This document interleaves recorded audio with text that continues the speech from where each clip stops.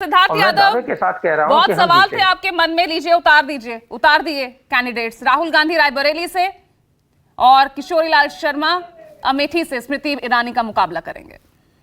देखिए पूजा जी, अभी जब कांग्रेस पार्टी के प्रवक्ता की हम बात सुन रहे थे, सुनकर के ऐसा लगता है कि कहीं राजा महाराजाओं के हम एक जमाने में चले गए हैं। गांधी परिवार की पारंपरिक सीट थी, ये भी हमारे परिवार के ही वो थे। लोग जो हैं वो किशोरीलाल जी के भी थ्रू आया करते थे। किसी की जागीर नहीं है अमेठी और रायबरेली।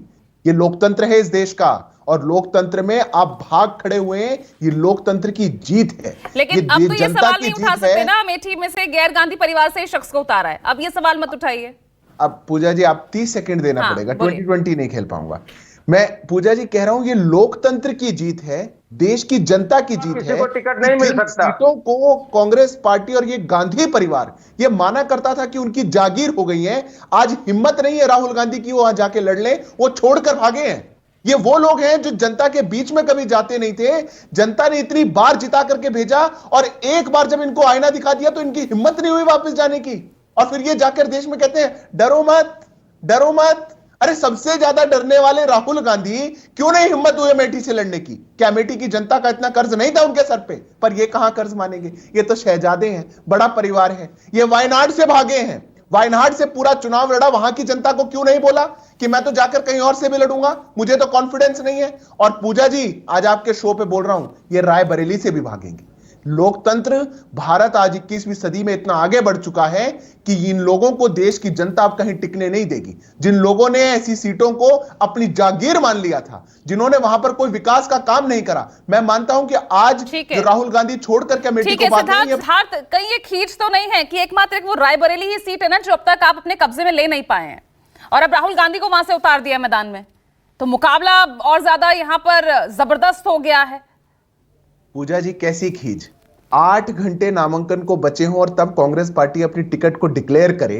जो कांग्रेस पार्टी इसको अपनी पारंपरिक सीट माना करती थी, बेस्टियन माना करती थी, वो अंतिम दिन तक अपना कैंडिडेट नहीं घोषित कर पा रही। खींच हमें होगी या उनको होगी? अरे रायबरेली तो एक देश में ऐसी सीट थी जिसको ये कहा करते थे कि बड़े कॉन्फिडेंट हैं। अमेठी को कहा करते थे बड़े कॉन्फिडेंट हैं। अमेठी में तो मुंह की खाई और बाहर निकल गए। अब रायबरेली की हालत वही होने वाली है। नहीं तो जो सीटें लिस्ट में पहली बार आया करती थी, पहली लिस्ट में कांग्रेस पार्टी की आती थी अमेठी रायबरेली, वो अंतिम लिस्ट छोड़ो, उनके लिए विशेष लिस्ट निकालनी पड़ी, क्योंकि 8 घंटे बचे थे। थोड़ी सी और देरी हो जाती तो राहुल बाबा कहां से नामांकन बहुत पहले उम्मीदवार नहीं घोषित किया, आपने भी कल ही किया है। इंतजार में तो आप भी थे। पूजा जी हमने तो अपने नेताओं का कर दिया था ना। हमने हमारे प्रधानमंत्री जी का, गृह मंत्री जी का। या तो राहुल जी को नेता नहीं मानते। वैसे तो अमेठी से जैसे भागे हैं, और अभी कांग्रेस के प्रवक्ता कह रहे थे कि शर्मा जी जीत जाएंगे, पर राहुल जी नहीं जीत सकते, क्योंकि राहुल जी से बड़े नेता शर्मा जी होंगे, इसीलिए तो वो जीत जाएंगे। पर हमारे जितने नेता थे, जितनी भी सीटों पे थे, अगर हमने थोड़ी सी भी देरी करी होती डिक्लेयर करने में, तो पूजा जी आप मेरे साथ अन्याय कर देती। आप इससे ज्यादा डिबेट करती, आप इससे ज्यादा पूछती मुझसे कि क्यों नहीं डिक्लेयर किया। पर इनके जो नेता हैं, इनके पारंपरिक सीट जो ये कहते हैं, उसके 8 घंटे के नामांकन तक अगर आप कैंडिडेट को डिक्लेयर नहीं कर सकते, ये कांग्रेस पार्टी की सच्चाई को दिखाता है कि इनका सूर्य अस्त हो चुका है, कांग्रेस पार्टी पस्त हो चुकी है, इनके पास अब कुछ नहीं बचा। इसीलिए यहां से भी बहुत जल्द भाग खड़े होने वाले हैं और लोकतंत्र की जीत होने वाली है। चलिए ठीक है, वैभव जी 10 सेकंड दे रही हूं, बोलिए। देखिए ऐसा है कि भाई को शायद पता नहीं है, ये हमारी अपनी पारंपरिक सीट है, इसी वजह से हम पहचान के मोहताज नहीं है। आपको घोषणा करने में इतना समय क्यों लग गया? जवाब तो इसका देना था।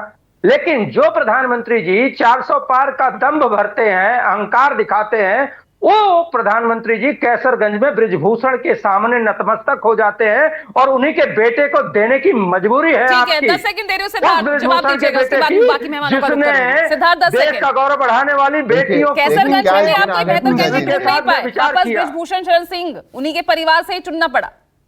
पूजा जी क्या है मोदी? ठीक है वैभव जी। पूजा जी क्या दिन आ गए? रायबरेली और अमेठी पर सवाल अगर हो तो कांग्रेस पार्टी के प्रवक्ताओं की मुझे कमजोरी देखिए, मेरे को दुख होता है कई बार, जवाब नहीं दे पा रहे। अरे जवाब नहीं दे पा रहे। हम दोनों सीटें जीतेंगे, आप चिंता नहीं करिए। छोड़ ही चुके अमेठी, तो आप हार ही मान चुके उसको। रायबरेली स्मृति जी की भी बढ़ गई है। स्मृति जी कह रही है कि इस बार हमको हारना है। इस स्मृति जी को खुद भाजपा ही निपटाना चाहते हैं, आपको क्या पता? अरे कमाल हो जाएगा जनाब, आपके राहुल जी अमेठी से नहीं जीत सकते, कोई और जीत जाएगा, इतना बड़ा नेता मत बना। ऐसा, अरे अरे अरे, आपको पता ही चलिए, वो तो 4 जून बहुत दूर नहीं है, वो तो तभी पता चल ही जाएगा।